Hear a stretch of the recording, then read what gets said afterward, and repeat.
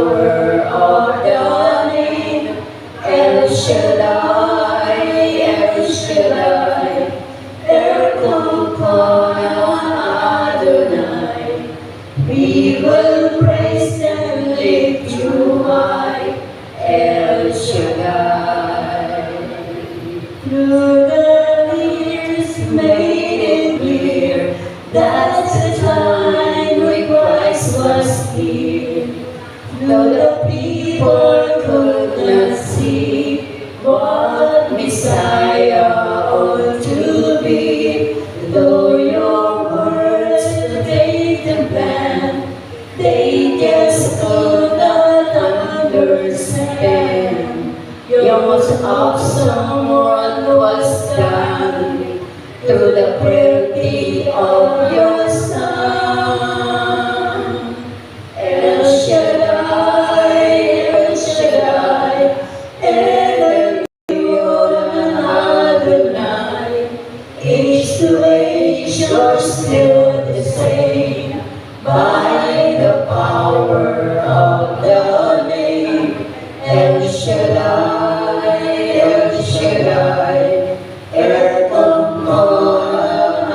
Adonai. I will praise until I die, El Shaddai, El Shaddai, El Shaddai, Adonai. Age to age, you're still the same, by the power of the name El Shaddai, El Shaddai, Adonai. I will praise until I die, El Shaddai. Hallelujah. We King of Kings and the Lord of Lords, now and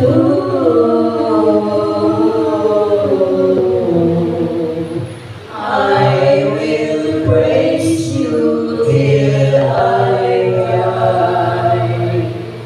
El Shaddai. sa ngalan ng Ama, at ng Anak, at ng Espiritu Santo. Amen.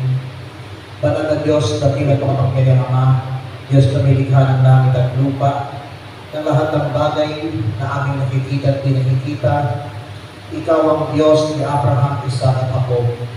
Sa hapong ito, patuloy ka namin pinupuri, niluwalhati, pinadakilang sinasamba sa Espiritu at sa katotohanan.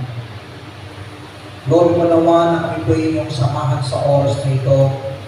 Muli pong iyan yung mapagpatakimalang kamay, kabuti na lahat ng aming pangangailangan. Pagalingin mga may karamdaman ng sakit sa ngalan ni Kristo Jesus. Ang mga nanghihina at bibigatan ng lubha, inyo po ang pag-aano panakasin sa ngalan ni Kristo Jesus. At ang lahat ng kahiling itataas, inyo pong pagkaloob at tumunin ng lubos sa ngalan ng aming Panginoon. Pagpalain mo po, minsan pa ang mabuting balitang ating ihahatid o Diyos, upang ito'y maging pagsilbing liwanag sa lahat ng nakikinig at makakarinig ng mensahe na galing sa iyo. Ito po ang aming samot dalangin sa ngalan ng Ama at ng Anak at ng Espiritu Santo. Amen and amen. Palakpakan natin ang buhay ng Diyos. Brothers and sisters, manatili pong nakatayo at tayo po ay makinilay sa ating Ebanghelyong ating babasahin. And this is my pre-38th anniversary message for all of you. Total, sa Lunes ay 38th anniversary ng taong ito. At babasahin ko po ang Ebanghelyo ay kay San Mateo, Kabanatang 13, simula talatang 44 hanggang 52. Matthew chapter 13, verses 44 to 52. Matthew chapter 13, verses 44 to 52. Jesus said, "The kingdom of heaven is like treasure hidden in a field. When a man found it, he hid it again, and then in his joy went and sold all he had and bought that field." Again, the kingdom of heaven is like a merchant looking for fine pearls. When he found one of great value, he went away and sold everything he had and bought it. Once again, the kingdom of heaven is like a net was let down into the lake and caught all kinds of fish. When it is full, the fishermen pulled it up on the shore. Then they sat down and collected the good fish in baskets, but threw the bad away. This is how it will be at the end of the age. The angels will come and separate the wicked from the righteous and throw them into the fiery furnace, where there will be weeping and gnashing of teeth. Have you understand all these things? Jesus asked. Yes, they replied. He said to them, therefore, every teacher of the law who has been instructed about the kingdom of heaven is like the owner of the house who brings out of his storeroom new treasures as well as old. Purihin natin ang buhay ng Diyos.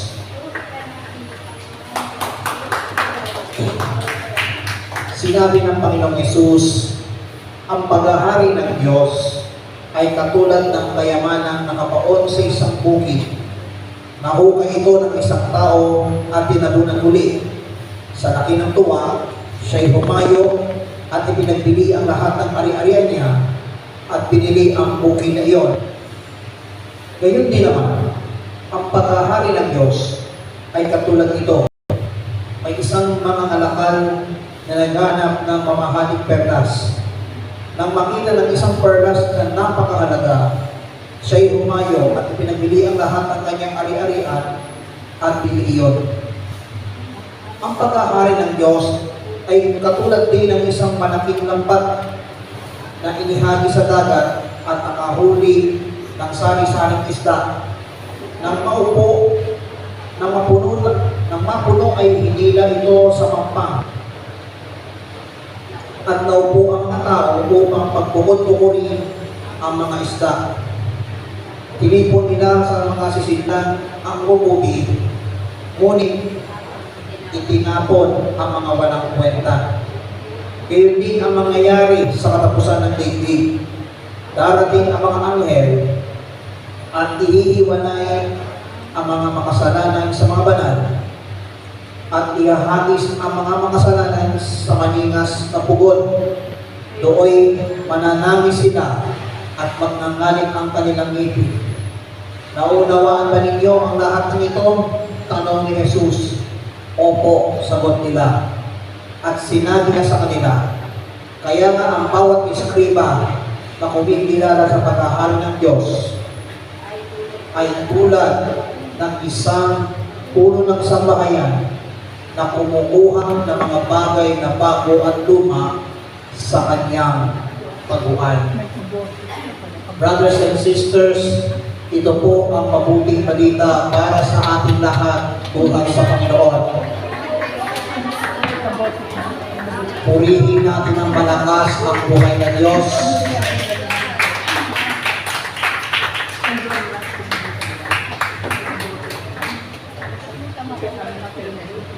Sige po, pwede na po kayo maupo.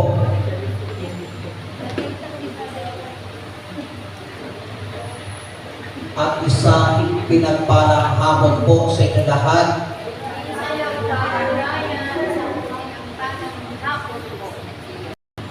Katulad na sinabi mo kanina, this is my pre-38th anniversary message for every one of you.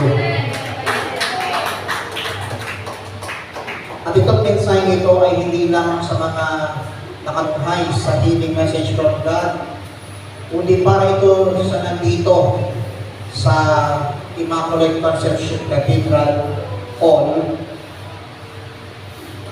Kayo mga nandito sa cathedral na ito, na dumadalo dito, ito po ang pre-38 anniversary message na ibig kong ibahagi sa inyo lahat ngayong hapon. Amen. At ito po, pamamagatan ko po na siyang pinakaulo ng makalangit na balita ay tatawagin ko po the supreme worth of the kingdom of heaven. Ang pinadakilang halaga sa kaharian ng langit. Tinapos ni Jesus ang kanyang mga talinhaga tungkol sa kaharian ng langit sa pagpapakita na ito ay may pinakamataas na halaga kaysa anumang kayamanan ng sanlibutan. At sa pamagitan ng talinhaga ng nakatagong kayamanan, mahalagang karlas at dambat, tinuro niya ang pagpasok sa kaharian ng Diyos ay nangangailangan ng buong puso, pagtatalaga, matalinong pagpili, at tapat na pamumuhay. Amen? Amen. Katulad na nakikita ko dito sa dakong ito, walang panunugtog, at ang ating choir ay pawang akapela lang.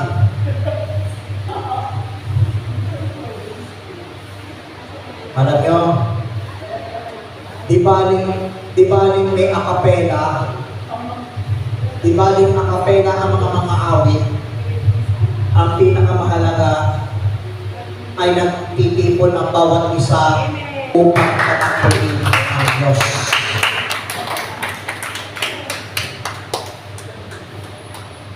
Mabuti na lang at ang outreach ko ngayong linggo, 2. Bakit ka mo? Ay malaking pasalamat yan. Amen. Higit pa sa pasalamat ang idaragdag ni Yahweh El Shaddai. At tamang-tama, sa darating na Miyerkules, we will remember the first year since my father had gone here on earth. Hindi ko makakalimutan nang malaman mong wala na ang father ko. Lumuhod ako, umiyak, at ang tanging sinampid ko sa Panginoon ng ganito, Panginoon, patatagin mo ang iyong lingkod sa gitna ng kalungkutan at pagdadalanghatin. Imagine nyo, namatay na ang papa ko. Namatay na ang father ko. Humingi pa ako ng karatagan. Tanungin niyo ako ng malakas, bakit? Sapagkat ayokong maging questionable at ayokong maramdaman kung gaano kasakit ang mawala ng mahal sa buhay. Amen? Kasi kung ang manghari sa puso ko yung tinatawag sakit ng pagkawala, malamang apektado pati mental health. Amen? O si Brother Jeremy, angay ang tawa. Tuwing sasalubong, ito na naman ang binabanggit. Brother Ryan Rex, America. Hallelujah. Sabi ko, bakit kailangan pagdugtungan ang pangalang Rex? Ay nasa langit ng ang father ko. Hallelujah. Anyway, itong paglilingkod bilang pagkapaghayag ng mabuting balita ay bahagi ng aking buhay paglilingkod. At yung paglilingkod ni Brother Rex America dito sa gawain ng El Shaddai na kanyang iniwan, ipagpapatuloy ng anak. Amen. At saka hindi na importante kung tutungo na ako sa tinatawag na elder. Saka, alam niyo, yung pagiging elder, ano yan eh, parang medyo parang tawag doon eh. May tawag doon eh. Saka, wala sa aking plano ang mapasama sa elder disciple eh. Saka isa pa, hanggang nandito pa ako sa tapat pa chapters, I continually serve as disciple preacher. Amen. Bahagi po ng paglilingkod ang maghayag ng maghayag. Di bali ang kung ano ng mga napapakit. Di bali may masabi wala ng husay, pero mas mahusay pa si El Shaddai. Amen. Now, ito po ang aking tanong na nais kong ibahagi bilang pre-38 anniversary message ni Yahweh El Shaddai sa inyo. Paano natin pahalagahan ang kaharian ng langit ng higit sa lahat? How can we value the kingdom of heaven above everything else? How? The haraw. Una sa lahat, higit sa lahat, the first step that we can value the kingdom of heaven above all else is this: recognize the incomparable value of God's kingdom. Kilalanin ang walang kapantay na halaga ng kaharian ng Diyos. Sabihin mo sa iyong katabi, friendship. Kilalanin mo na ang walang kapantay na halaga ng kaharian ng Diyos. Anong tugon ng katabi mo?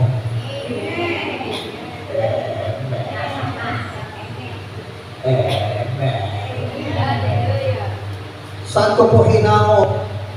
Matthew chapter 13, verse 4. Anong sabi ni Jesus? The kingdom of heaven is like treasure hidden in a field. When a man found it, he hid it again. And then in his joy, went and sold all he had and bought that field. Ang paghahari ng Diyos ay katulad ng isang nagtatagong kayamanan sa isang bukid. Nang mahukay ng tao ang kayamanan, nang makita ng lalaki ito, itinago agad. Ngunit sa dakilang kakalangan, hinukat, binili agad, pumunta at bumili ang lahat ng kailangan, lahat ng nasa kanya, at binili ang bukid na iyon. Amen? At ano pa ang sabi ni St. Paul the Apostle sa the letter of St. Paul to the Philippians, chapter 3, verse 8.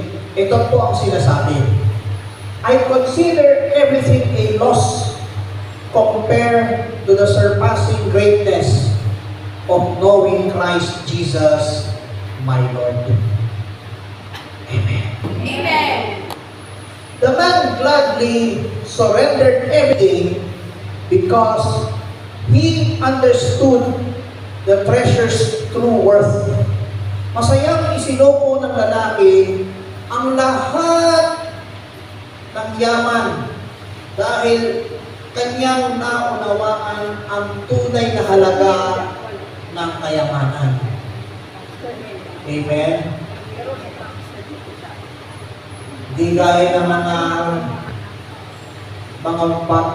hindi kagaya ng mga naririnig sa mga balibalita tungkol sa mga kung ano-ano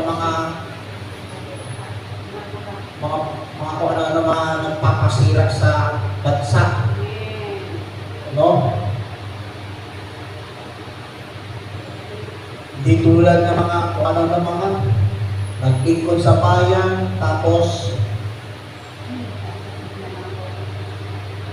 parang hindi binabalik sa kaban ng bayan. No? Alam niyo po, yung mga ganyan, yung mga ganong klaseng korupsyon, hindi makakapasok sa kaharian ng langit. Bakit? Mas hindi pa ang kayamanan hindi kinukurakot ng mundo. Ano yun? Ang kayamanan hindi nauubos. Amen? Amen po ba?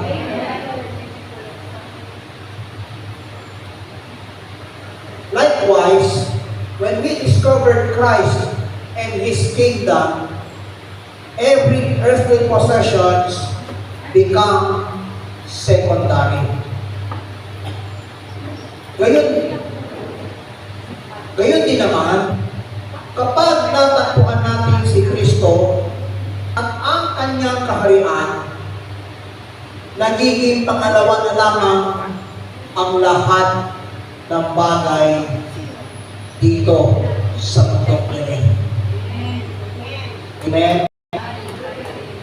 Kahit sino ka man, kahit anong pinanggalingan ka ng galing, kahit saan ka ipinanganak, ikaw ay Bicolano, ikaw man ay Batangueño, ay siya. Basta man ikaw ay pinanganak na Bulakenyo at Bulakenya, ay sus Mariusip naman. Pinagpala ka nila ko ni El Suday. Amen? Lahat ng bagay sa mundo ito nagiging pangalawa lamang. Bakit kamo? Sapagkat natukla natin at natagpuan natin si Kristo Jesus at ang kaharian ng langit. Amen?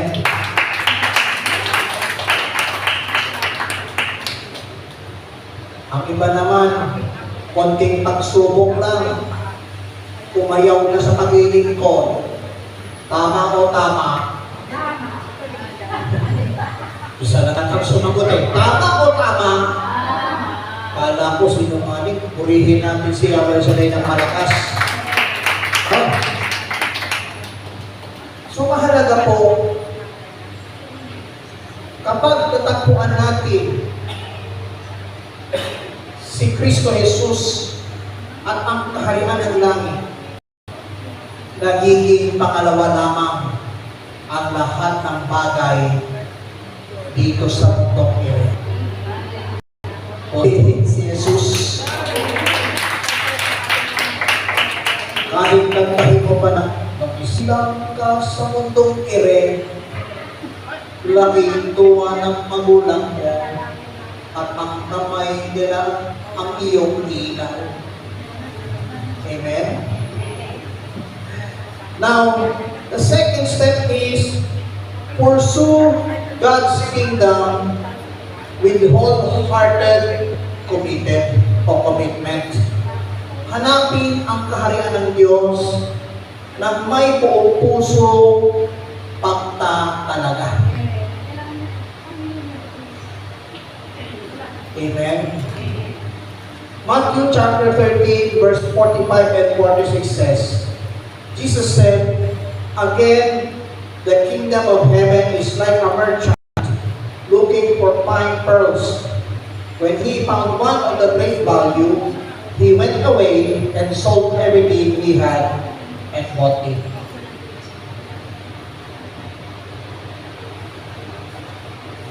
Uli, ang paghahari ng Diyos, sabi ni Jesus, ay katulad ng isang mangangalakal na naghahanap ng mamahaling perlas. Nang matatuan ang pinakamahalaga, pinakadakilang halaga, iniwan lahat at ipinagbili ang lahat na meron sa kanya at pinili pa ang perlas. Amen? Hindi naman pwede sabihin, perlas na bilog, papatulog-tulog, sabihin ang aking sapot. Amen? Amen po ba? Ano ang sabi ni Jesus sa Matthew chapter 6 verse 33? "But seek first His kingdom and His righteousness, and all these things will be given to you as well." Ngunit pag sumakitan ninyo ng higit sa lahat, ang kayo'y pagharian ng Diyos at mamuhay ng ayon sa kanyang kalooban at ibibigay niya ang lahat ng kailangan ninyo. Purihin si Jesus. The merchant intentionally searched until he found the priceless pearls. Sadyang hinahanap ng mga manakal ang pinakamahalagang perlas. God's kingdom deserves our highest priority, our obedience, and our complete devotion. Ang kaharian ng Diyos ay dapat maging pinakamataas na prioridad. At anong priority ba sa buhay ninyo ang kaharian ng Diyos? Baka yung payment nyo parang wifi na nawawala ng saysay. Yan alam niyo po ang kaharian ng Diyos ay sa ating binasa, yun ang mahalaga o pinakamataas na prioridad. Amen? Pagsunod at pagtatalaga sa ating buhay. Amen? Kahit kumanta ka ba ng my love and devotion,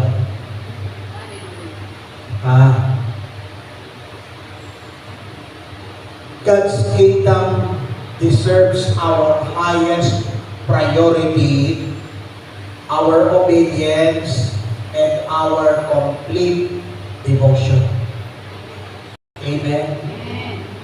Mahalaga po na kailangan na ang dapat maging pinakamataas na prioridad, pagsunod at pagtatalaga sa buhay natin.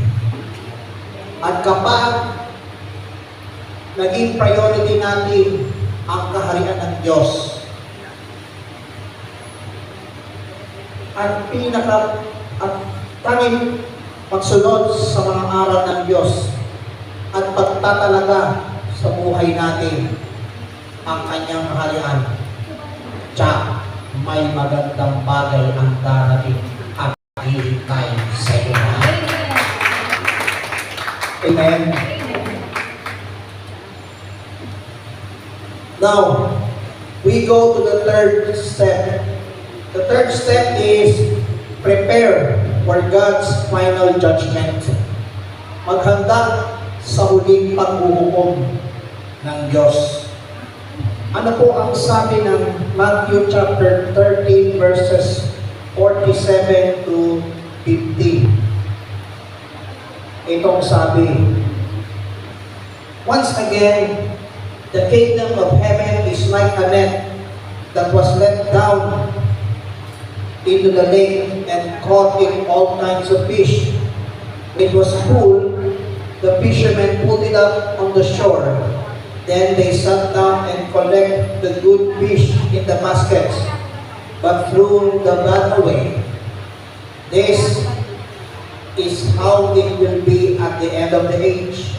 The angels will come and separate the wicked from the righteous and throw them into the fiery furnace, where there will be weeping and gnashing of teeth. Hindi ka kakatakot. Yan ang nakakatakot pagdating ng paghuhukom ng Diyos. Hihiwalayan ang mga makasalanan at mga banal. Amen? Katulad ng salaysay tungkol sa God's judgment. Judgment sa kingdom ng Diyos. Sasabihin ng Panginoon sa mga nasa kanan, hali kayo, mga pinagpala ni El Shaddai sa Immaculate Conception Cathedral. Pumasok kayo sa kaharian, pumasok kayo sa tahanan na inihanda ko, buhat ng likhain ng mundo, sapagkat ako'y nagutom at inyong pinakain ng ensaymada. Nauhaw at inyong pinainom ng bottled water at ng hot coffee. Ako'y naging sandayuhan at inyong pinatuloy sa Abel Mansion. Ako'y walang maisuot at inyong pinaramtan. Ako'y nagkasakit at inyong dinalaw sa public hospital. Ako'y nabilanggo at inyong dinalaw sa Pasig City Jail. Sasabihin ng mga matutuwid, Lord, kailan po namin kayo nakitang nagutom, nauhaw, nagikayuhan, walang may suot, may sakit at nasa kulungan, pinaglingkuran pa namin kayo. Ang sabi ng Panginoon, tandaan mo to, sinasabi ko sa inyo, nang gawan mo ng mabuti, ang pinakahama sa mga kapatid kong ire, ito'y sa akin ninyo ginawa. Amen. Ano pa ang sabi ni San Pablo Apostol sa mga taga-Korinto? 2 Corinthians chapter 5 verse 10. For we must all appear before the judgment seat of Christ. Kami haharap sa hukuman ni Kristo. Amen? The net gathered every kind of fish, but later there was separation. Tinipon ng lambat ang lahat ng uri ng isda, ngunit sa huli ay pinaghiwalay ang mabuti at masama. One day, Christ will separate those who truly belong to His kingdom from those who reject Him. Dahil ang mga araw, paghihiwalay ni Kristo ang tunay na kabilang sa kaharian niya at ang tumatanggi sa Kanya. Amen? Therefore now is a time to repent, believe, and remain faithful to Christ Jesus. Amen. Ikaw na nanonood sa healing message from God.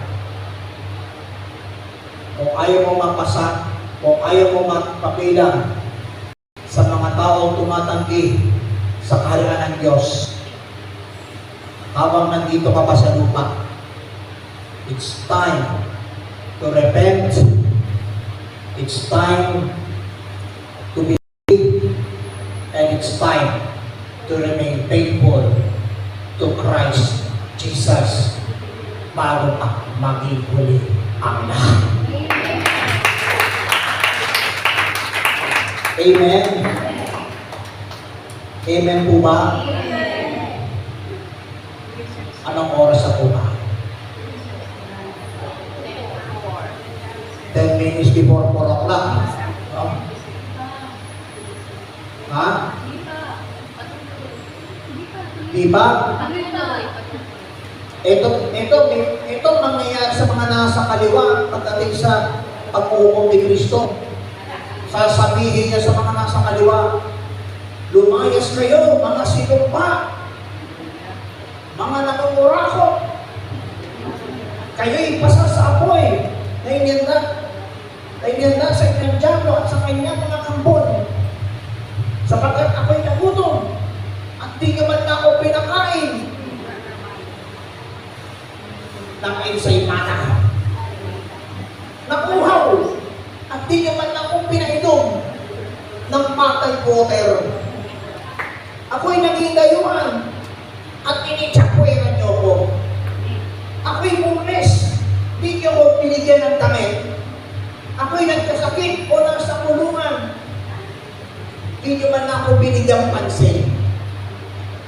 Kahit sa niring kalagayan, aba, sasabihin ng mga nasa kaliwa, Lord, kailan po ba namin pinakita na nagoto, nakuhaw, naging dayuhan, wala may suot, may sakit o nasa kulungan, hindi namin kayo pinagdekora. Alam nyo, ang sagot ni Jesus, tandaan ninyo, ng pagkaitan niyo ng tulong ang pinakahamak sa mga ire, kay ako pinagkaitan ninyo. Aray.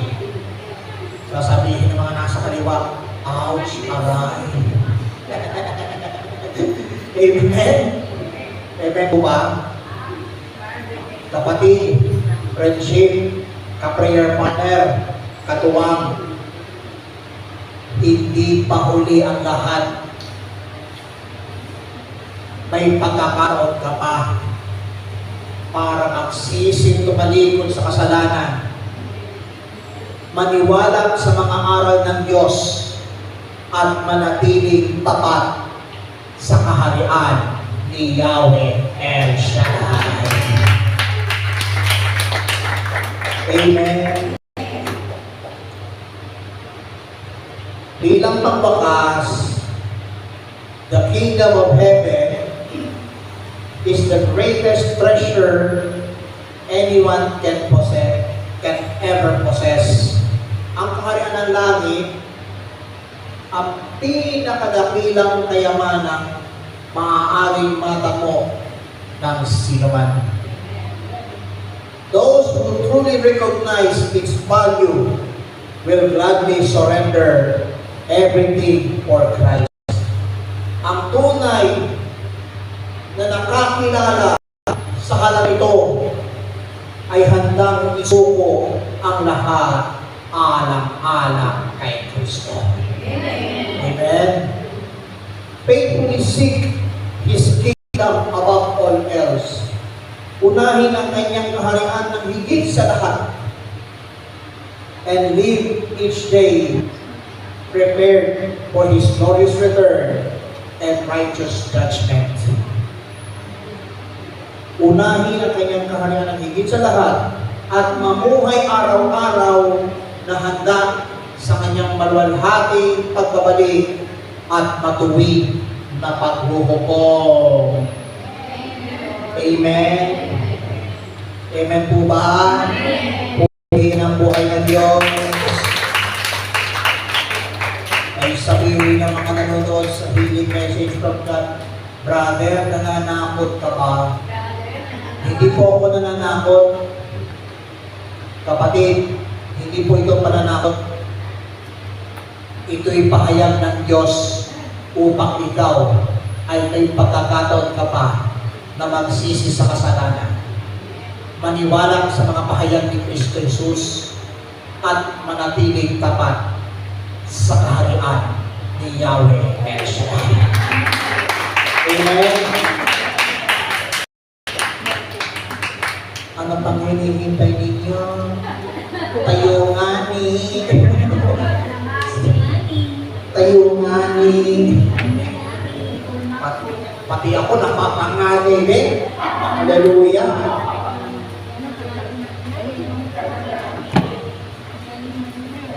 Imagine niyo, pati ako napapangani din. Hallelujah. Taasan ninyong kamay. At gawing simpleng panalangin itong awitin ito. Di maibubukan. Simple, tapos pinagdaan naman kami para sa Panginoon. Hindi na hinahanap ang yaman ng mundo, pagkat ikaw, Panginoon, ang kasapatan ko. Ang kabanalan mo, ang kabutihan mo, ang nasa nabuhaw na puso ko. Di mo na hinahanap.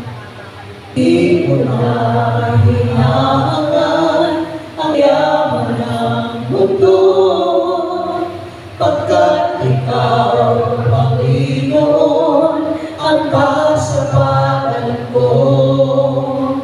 Ang kabanalan mo, ang katuwiran mo, ang nasa nabuhaw na puso ko. Di ka maikukumpara. Di ka maikukumpara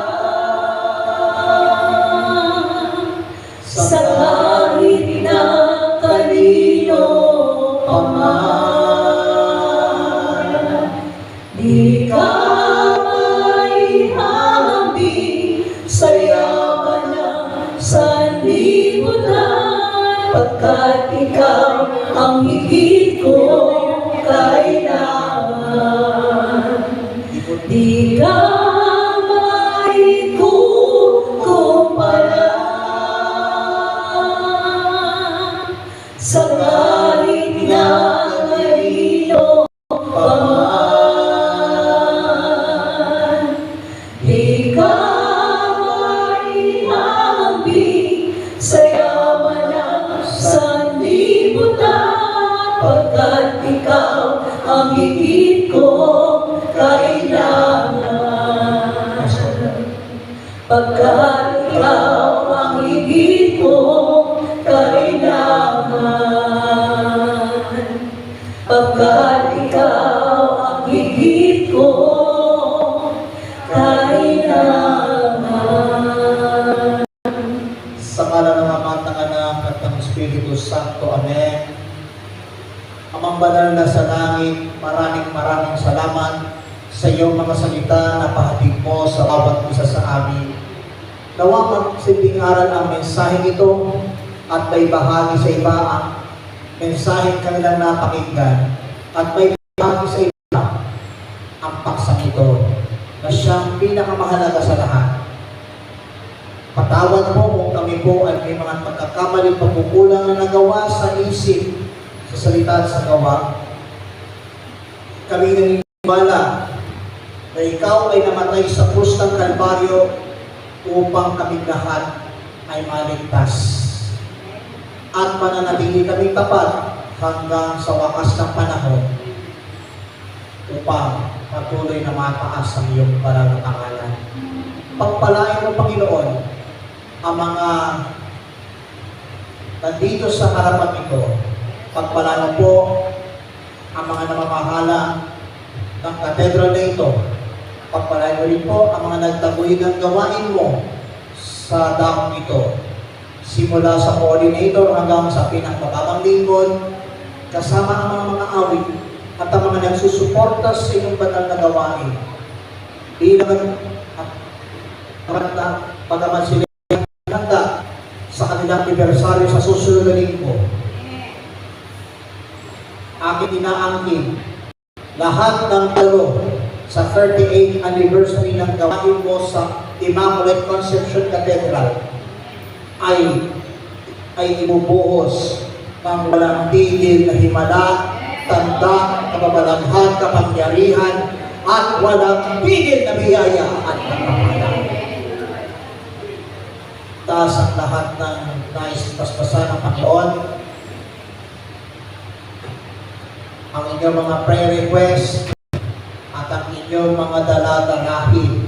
Ika nga ni Kong Michael Galarte, lahat ng inyong dala-dalahin.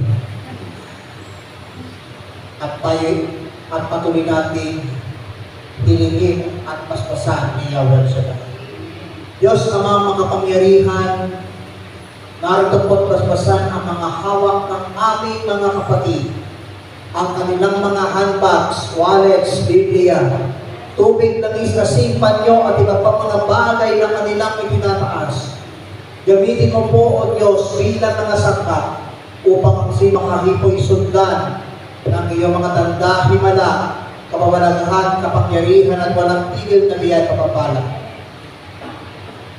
Maging ang kanilang mga prayer requests na nakasulat sa kanilang kunting papel ng mga kahilingan. Inaangkin po namin na lahat ay answered prayer. Basbasan ang kanilang mga alay sa handog, ibalik sa kanilang musong takas, sigsikliglig at umaapaw. Ang sanay pansamantalang pag-iwa-hiwalay, aming taglay ang iba'y lakas at bagong sikla na galing sa iyong makapangyarihang pangalan. Maraming salamat, Panginoon. Ito po ang aming samot langin kaysa ng panambitang panalangin ng aming na Birhen si Maria, kaysa ng patron ng dakong ito, Immaculate Conception, at ng lahat ng mga anghel at mga banal sa langit, sa pangalan ng iyong bugtong anak, ang aming Panginoon at Tagapagligtas, Panginoong Kristo, na nabubuhay na naghaharing kasama mo at ng Espiritu Santo Diyos, magpasawalang hanggang sa mga mata anak at ng Espiritu Santo, natin magsabi ng Amen! Baba mo namin yung mga hawak kamay. Baba mo namin yung mga hawak kamay.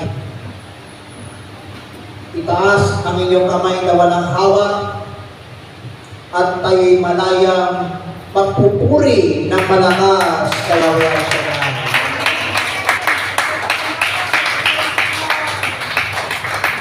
Bago po ako magtapon, narinig niyo po ang announcement kanina ni Sister Clarice na July 24 and 31 ay ang Catholic, ang tapat pa host sa Catholic Life Ministry Seminar doon po sa Apostolo Headquarters. At yun po yung sa may worship area sa 4th floor ng Queensway Building sa 19 Apostolo Street, Legazpi Village, Makati City, alas 10 ng umaga hanggang alas 5 ng hapon. So yung mga may prayer meeting sa mga lugar at tulad po mga oras ng 2 to 4, 5 to 6, 4 to 6, 5 to 7, tuloy pa rin. Walang cancellation po. Para po sa gayon, yung mga kaya magtiis ng hanggang 5, magtiis. Amen? Okay, taas ang kamay. Ito po ang inyong sisigaw. Ha? Ano? Ang ito po ang sisigaw. Thank God. Anong thank God, Agnes? Itong sisigaw nyo. The supreme worth of God's kingdom, akin ito. The supreme word of God's kingdom, akin ito. Pakinakas po ninyo. The supreme word of God's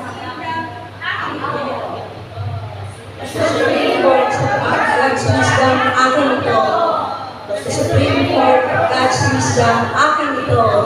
The Supreme Court of God's wisdom, akin ito. The Supreme Court of God's wisdom, akin ito. Amen. God bless us all. Naanyahan po tayo. Sa Monday po, huwag nakakalimutan ang anniversary. Mag-akay po tayo. Ito po yung magsisimula ng alauna. Alauna po ng tanghali. Hanggang alas 5 po. Alas 6 po ng gabangan hapon. May misa po tayo. Ngayon po Monday po na yun. Meron po tayong second collection at inaanyahan po tayo ng St. John the Baptist ng Banang Kawayan Chapter sa kanilang 33rd anniversary. Ito po ay sa gaganapin sa Barangay Ligit, Tipas, Taguig City. Nawa, tayo sa Kawayan. Ito po yung gaganapin sa July 29, 2020.